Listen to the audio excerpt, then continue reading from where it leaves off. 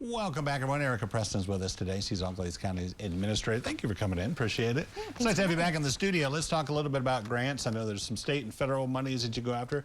You really got to keep up on that stuff, don't you? Because it's always changing what's available, right? Yes, and it seems like this year it's changing more rapidly. Sure. So our normal grants that are there, and then they're adding additional funding on and funding opportunities. So we're trying to stay on top of it. Exciting times, and something that we want to take advantage of fully if we can. So certainly trying to stay on top of everything. Yeah, were there certain ones that stood out and you thought, oh my gosh, they're giving money for that? That would be ideal for us. Yeah, I mean, so the airport, so we always, the Auglaize County Airport, the Neil Armstrong Airport, we have our normal funding sources there, always federal grants and state grants, but they're adding additional on. And so anytime we see that there's going to be opportunities for money, for infrastructure at the airport, for improvements at the airport, we're always trying to capitalize on that. So that's one of them. And then, the second part was they have some new unique ones on Brownfield and Demolition grants. Okay. So that's at the state level, which these are unique because normally you don't see these. It's been probably about 10 years since we've seen any kind of demolition grant, which can be in residential and commercial, which is very unique because we don't usually see that residential type grant opportunity, which can leave the property owner with their property. The county doesn't have to take ownership. So we're really trying to take advantage of those because there's earmarked $500,000 for each county on the demo side, and then $1 million for brownfield cleanup for each county. Wow, and that's such a big, years and years ago, the old local works, I know they got brownfield grants for that.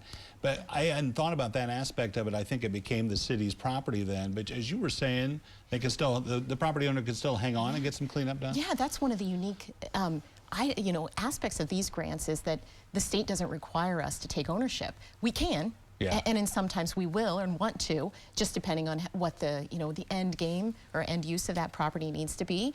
But it's not a requirement under these grants. So it's one of those things that we're trying to really push with some property owners of, let's take advantage so we don't lose out on the state money that might be available for us. Yeah, and I think too, if a business wants to come to town and they see these old properties and like, that's got the acreage I want, maybe the utilities, a railroad track, but I don't want to do all that cleanup and then lose the property. I mean, that was probably prohibited before, I would think. Yeah, and that's I think that's the angle of the state because it's for brownfield and revitalization, right? So we want to take advantage, we want to clean them up, and then we want to have economic development follow it.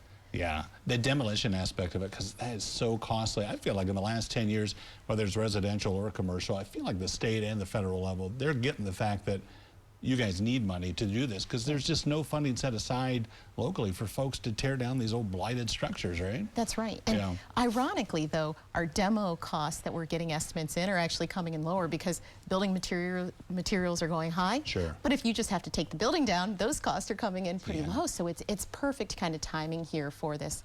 And Auglaize County, while we had $500,000 earmarked for us, we applied for over $1 million. We're hoping, we can get some of those extra funds that other counties didn't take advantage of. Yeah, any timeline when you hear on that, when you'll find out? The grant application was due February 28th, so just this week.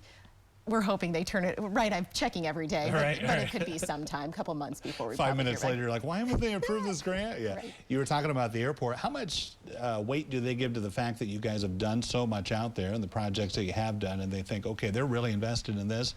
They're trying to do this for, economic development of the airport. Do they take that into account, you think? Absolutely. Yeah. So, and that's directly tied with the usage of the airport too. So we've invested, so the airport gets used more, and so the flight patterns and the numbers of airplanes coming in and the size of airplanes coming in all get tied to the grant dollars as well. Yeah. Any on the grant writer side, is that you're doing that? That's the hat you're wearing, I'm assuming, right now? Currently, but we do have a posted position. Right. So that's one of the things that could be exciting, that we'll have even more capacity to help townships and other municipalities within the county out if we do fill that position. So if anybody out there is interested in that, they should have a grant to pay for that salary. That's right. Thank you, Eric. I appreciate it. It's good seeing you. Now, going medical news coming up next on In Addition.